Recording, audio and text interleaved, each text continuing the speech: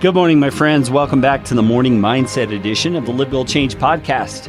My name is Kerry Green. I'm here to help you get your mind aligned with the truth of God.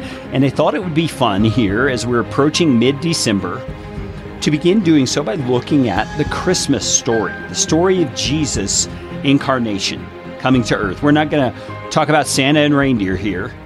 It's a foolish fable that has nothing to do with the true purpose and meaning of Christmas. We're going to look at the birth of Jesus, and I'm going to try to approach this through some new eyes, new lenses, looking at the Christmas story chronologically, looking at the events in the order they happened in order to gain some insight through the eyes of the people who were actually involved. And it actually begins, the whole story begins by setting the stage in Luke chapter 1, beginning in verse 5. Has nothing to do with Jesus or Joseph or Mary in the sense of them being part of the story. This is about two other people, a priest named Zechariah and his wife Elizabeth. Let's read this together. Luke 5, beginning in verse 1 through verse 25, it says, "There was in the days of King Herod of Judea a certain priest named Zacharias of the course of Abia, and his wife of the daughters of Aaron, and her name was Elizabeth. And they were both righteous before God, walking in the commandments and ordinances of the Lord, blameless. And they had no child, because Elizabeth was barren, and they both were well stricken in years. And it came to pass that while he executed the priest's office before God in the course of his order, according to the custom of the office, his lot was to burn incense when he went into the temple of the Lord. And the whole multitude of the people were praying outside at the time of incense. And there appeared to him an angel of the Lord standing on the right side of the altar of incense. And when Zechariah saw him, he was troubled, and fear fell on him. But the angel said to him, "Fear not, Zacharias, for your prayer is heard, and your wife Elizabeth shall bear you a son, and you will call his name John. And you shall have joy and gladness, and many will rejoice at his birth.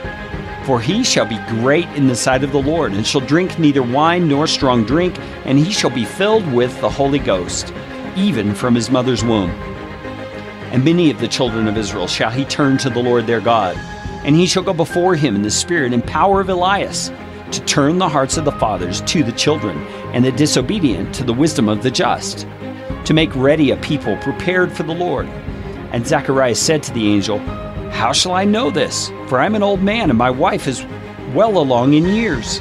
And the angel answered and said to him, "I am Gabriel. I stand in the presence of God, and am sent to speak to you and show you these glad tidings. And because you did not believe what I have said, you will be struck dumb and not be able to speak until the day that these things are performed." And the people waited for Zacharias and marveled that he took so long in the temple. And when he came out, here it is, listen to this. And when he came out, he could not speak to them, and they perceived that he had seen a vision in the temple. And he beckoned to them and remained speechless.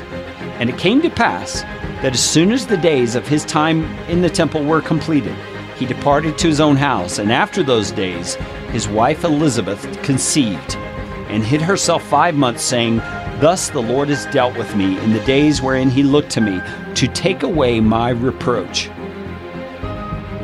This is the beginning of the Christmas story, with an elderly couple who cannot have a child.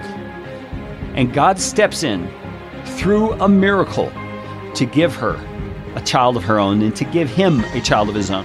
And we see some struggling there on their part to believe God and the promises that he has given here through his angel. Tomorrow on the Morning Mindset, we're going to dig into the story of Zechariah and Elizabeth and find out what it means to trust the Lord and see his promises come about in the lives of his people. I hope you'll join me, and I hope you'll share this episode with someone else so they can join us as we walk through this chronological Christmas story. Let's talk again tomorrow.